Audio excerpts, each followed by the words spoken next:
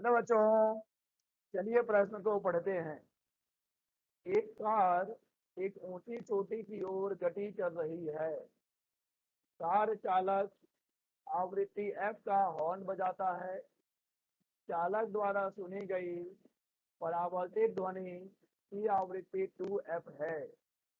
यदि ध्वनि, ये ध्वनि लिखा हुआ है, यदि ध्वनि का वेग v है तो समान मात्रक में कार का वेग होगा। दिए गए विकल्प हैं ए v/2, बी v/2, सी v/3 या फिर डी v/4। तो चलिए बच्चों, सबसे पहले हम लिख लेंगे मूल अवधारणा, इस पर कि यह प्रश्न आधारित है। तो बच्चों, यह प्रश्न आधारित है डॉपलर प्रभाव पर। डॉपलर प्रभाव, बच्चों हम जानते हैं कि जब भी ध्वनि स्रोत और श्रोता के बीच आपेक्षिक गति होती है, जब कभी भी ध्वनि स्रोत और श्रोता के बीच आपेक्षिक गति होती है तो श्रोता को ध्वनि स्रोत की आवृत्ति में ध्वनि स्रोत की आवृत्ति में परिवर्तन प्रतीत होता है। बच्चों, यह आभासी परिवर्तन है, यह वास्तविक नहीं होता। ऐसा श्रोता को प्रतीत होता है कि आवृत्ति में परिवर्तन हो रहा है, और यही प्रभाव कहलाता है बच्चों डॉपलर प्रभाव। बच्चों, डॉपलर प्रभाव में हमने विभिन्न स्थितियां पढ़ी हैं। यहाँ पर हमारे काम की दो स्थितियां हैं जिसे मैं यहाँ लिख रहा हूँ, क्योंकि वे हमारे मूल आधार हैं, मूल अवधारणा है। बच्चों, जब जब ध्वनि स्रोत जब ध्वनि जब ध्वनि स्रोत जब ध्वनि स्रोत गतिमान है तथा श्रोता स्थिर है। श्रोता स्थिर है। श्रोता स्थिर है। बच्चों, बात हो रही है कि मान लीजिए कि हमारा ध्वनि स्रोत Vs के वेग से गतिमान है और वह श्रोता की ओर आ रहा है। तो बच्चों, स्थिति क्या है? ध्वनि स्रोत गतिमान है, श्रोता स्थिर है, और ध्वनि स्रोत किसकी ओर आ रहा है? श्रोता की ओर आ रहा है। तब बच्चों, यहाँ पर जो आभासी आवृत्ति होती है वह न्यू डैश बराबर होती है v/v माइनस vs, और ये हो जाएगा न्यू। जहाँ पर बच्चों न्यू है वास्तविक आवृत्ति, न्यू डैश है उस श्रोता को सुनाई देने वाली आवृत्ति, v है ध्वनि का वेग, और vs है ध्वनि स्रोत का वेग। बच्चों, एक दूसरी स्थिति जो हमारे काम आएगी, जब जब ध्वनि स्रोत स्थिर है, जब ध्वनि स्रोत स्थिर है तथा श्रोता गतिमान है, तथा श्रोता गतिमान है। बच्चों, यहाँ बात हो रही है कि हमारा ध्वनि स्रोत तो स्थिर है, परंतु हमारा श्रोता जो है वह किसकी ओर जा रहा है? ध्वनि स्रोत की ओर जा रहा है। मान लीजिए उसका वेग है v0।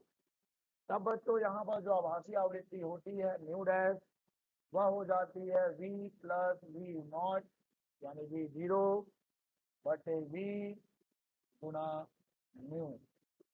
यहाँ पर भी न्यू डैश श्रोता को सुनाई देने वाली आवृत्ति है, न्यू वास्तविक आवृत्ति है, v ध्वनि का वेग है, और v0 यहाँ पर है बच्चों उस श्रोता का वेग। तो चलिए बच्चों, इस मूल अवधारणा की सहायता से हम दिए गए प्रश्न को हल करेंगे और पता करेंगे कि इनमें से सही विकल्प कौन सा होगा। बच्चों प्रश्न को बहुत ही खूबसूरती के साथ पढ़ना पड़ेगा, बहुत ही ध्यानपूर्वक। प्रश्न में कहा गया है कि एक कार एक ऊंची चोटी की ओर गति कर रही है। चलिए, ये रहा हमारी ऊंची चोटी। ऊंची चोटी को हमें जरा गाढ़ा बनाना पड़ेगा। ये रही हमारी ऊंची चोटी मान लीजिए, और ये हमारा रहा प्यारा सा कार, हमारी ड्रीम कार। ठीक है बच्चों, ये रही हमारी ड्रीम कार। चलिए, मान लिया इस कार का वेग है v, v इसी से दिखा देते हैं, v सी है कार का वेग। ठीक है बच्चों, अब कार चालक आवृत्ति f का हॉर्न बजाता है, यानी यहाँ पर कार की हॉर्न की जो आवृत्ति है बच्चों कितनी है, तो f है। देखो सही, चालक द्वारा सुनाई गई परावर्तित ध्वनि का आवृत्ति 2f है।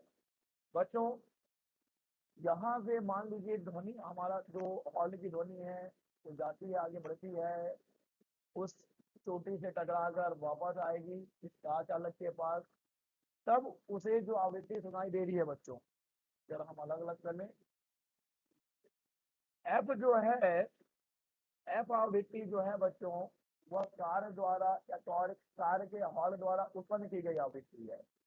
लेकिन कार में जो हमारा चालक बैठा हुआ है उसे 2f की आवृत्ति सुनाई देती है। होता क्या है बच्चों, यहाँ से ध्वनि आगे बढ़ता है, उस चोटी से टकराकर वापस आता है कार चालक के पास, तो कार चालक ने f की आवृत्ति उत्पन्न करी है, लेकिन उसे सुनाई दे रही है 2f की आवृत्ति। ठीक है बच्चों, और ध्वनि का वेग कहा गया है, पहली बात हम इसे सुधार लें, यह ध्वनि लिखा हुआ है, यह ध्वनि लिखा हुआ है। तो बच्चों आगे क्या है कि ध्वनि का वेग v है, तो समान मात्रक में कार का वेग होगा। ठीक है बच्चों, चलिए तो हमने मान रखा है कि चलिए मान लिया कार का वेग vc है, ध्वनि का वेग v है। बच्चों यहाँ पर दो स्थितियां हैं, देखिए बच्चों। पहली स्थिति क्या है, पहली स्थिति देखिए, हमारा जो कार है, हमारा कार क्या है बच्चों, हमारा कार जो है वह ध्वनि का स्रोत है। ठीक है बच्चों, हमारा कार क्या है, ध्वनि का स्रोत है। कार ही क्या बच्चों, कार ही है ध्वनि का स्रोत। और मान लेते हैं कि हमारी जो चोटी है, हमारी चोटी नहीं, पर्वत जो चोटी, जो ऊंची चोटी है, वह हमारा श्रोता है बच्चों, श्रोता है बच्चों। ठीक है, तो देखिए बच्चों ये कौन सी स्थिति है, यहाँ पर हमारा जो कार यानी कि हमारा ध्वनि का जो स्रोत है वो किसकी ओर जा रहा है बच्चों, चोटी की ओर, यानी कि श्रोता की ओर जा रहा है। इसका वेग हमने vc लिया है। यहाँ पर हमारा स्रोत गतिमान है, बिल्कुल सही है बच्चों, स्रोत गतिमान है और श्रोता स्थिर है। ठीक है बच्चों, तो अगर हम मान लेते हैं कि वह चोटी उस ध्वनि को सुन रहा है, तब बच्चों चोटी को सुनाई देने वाली आवृत्ति क्या होगी बच्चों। ठीक है बच्चों, माना एफ डैश चोटी को सुनाई देने वाली आवृत्ति है, सुनाई देने वाली आवृत्ति है, देने वाली आवृत्ति है, आवृत्ति है। तब बच्चों क्या हो जाएगा, तब बच्चों एफ डैश बराबर हो जाएगा वी एफ बटे वी माइनस वी सी। ये कैसे हो जाएगा बच्चों, अभी हमने स्थिति लिखा था कि जब ध्वनि स्रोत गतिमान तथा श्रोता स्थिर है, तब न्यू डैश बराबर होता है वी बटे वी माइनस वी एस गुणा न्यू। ठीक है बच्चों, वही स्थिति तो है यहाँ पर, जब हमारा कार चोटी की ओर आगे बढ़ रहा है, अर्थात ध्वनि का स्रोत किधर जा रहा है, श्रोता की ओर जा रहा है, तब उस श्रोता को सुनाई देने वाली आवृत्ति कितनी होगी बच्चों, यानी उस चोटी को सुनाई देने वाली आवृत्ति होगी एफ डैश बराबर वी गुणा एफ वी माइनस वी सी। इसे हम समीकरण 1 ले रहे हैं बच्चों।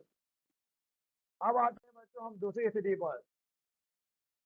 हमारा चोटी यही है और हमारा ड्रीम कार अभी भी वही है, हमने अपना सपना नहीं बदला है, कार भी नहीं बढ़ता। चलिए हमारा कार ये है ABC से आगे बढ़ रहा है।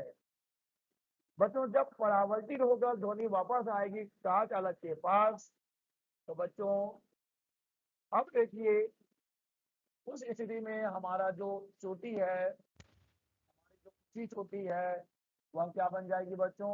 वह ध्वनि का स्रोत बन जाएगी।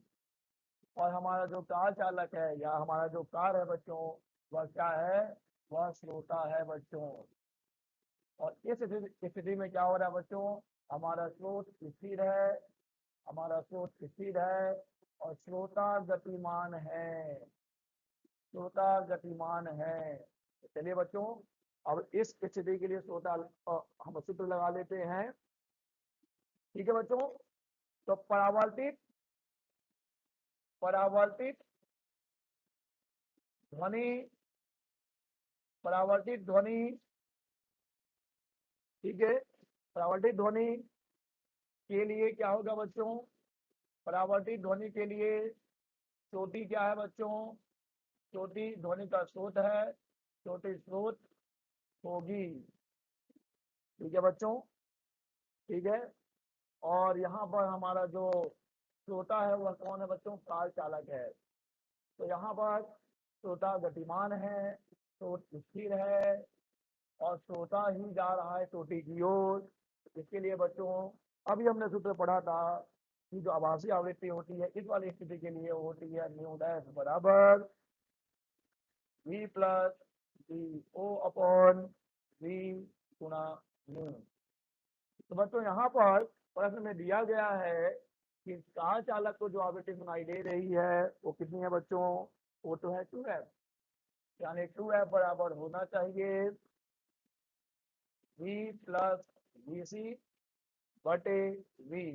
बच्चों VC ही तो हमारा श्रोता है, श्रोता का वेग है और भी ध्वनि का वेग है। ठीक है बच्चों, और यहाँ पर आवृत्ति कितनी है बच्चों? F डैश है। यहाँ पर हम F डैश क्यों लेंगे बच्चों? क्योंकि यहाँ पर जो आवृत्ति सुनाई दे रही थी उस पर चोटी को वह थी F डैश। तो यहाँ पे 2f बराबर हो जाएगा V प्लस VC बटे V। और यहाँ पे हम यहाँ पर हम बच्चों किसका मान रख देंगे? F डैश का मान रख देंगे जो हमने ज्ञात किया था।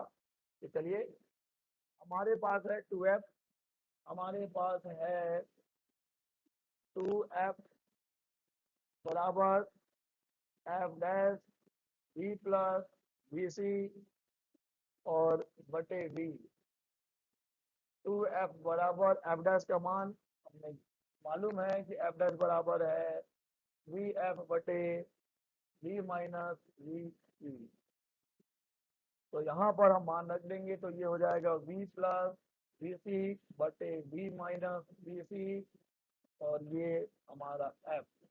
हमने यहाँ पर F डैश का मान रखा है। ठीक है बच्चों, ठीक है। 2f बराबर हो गया V plus VC V minus VC F। और यहाँ से अब हम इसे हल करेंगे तो F और F कट जाएगा और ये हमें मिलेगा 2V माइनस 2VC बराबर V प्लस VC। ठीक है बच्चों, अतः देखिए इधर जाके ये धन होने वाला है, इधर आगे ऋण होने वाला है। तो 2V माइनस V बराबर VC प्लस 2VC, ये हो जाएगा V बराबर 3VC। अतः VC बराबर मिलेगा बच्चों V बटे 3। अतः हमें मिला है कार का वेग, ध्वनि के वेग का कितना बच्चों? 1/3। अतः बच्चों इस प्रश्न का सही विकल्प हो जाएगा C V बटे 3। ठीक है बच्चों, तो कार का जो वेग होगा बच्चों वो क्या हो जाएगा? C V बटे 3। आशा करते हैं आपको समझ आया होगा। धन्यवाद।